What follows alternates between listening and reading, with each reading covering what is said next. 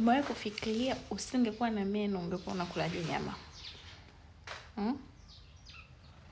Hi, my name is Madam T na leo ni siku ya 4 ya kumshukuru Mungu kwa kitu chochote kile kwenye maisha yako. Na leo namshukuru Mungu kwa ajili ya meno. Meno. Yes. Kuna watu hawana meno, guys.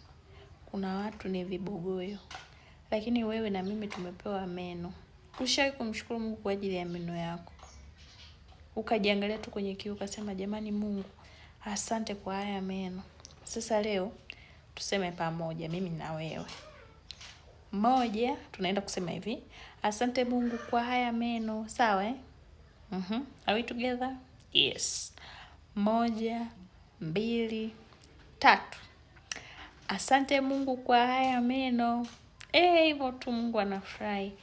Moyo uliojaa shukrani ndo Mungu anaupa zaidi. Na Mungu anapenda shukrani, moyo wenye shukrani. Wewe unamshukuru Mungu kwa nini? Leo tumemshukuru kwa ajili ya meno yetu. Tukutane siku ya 5.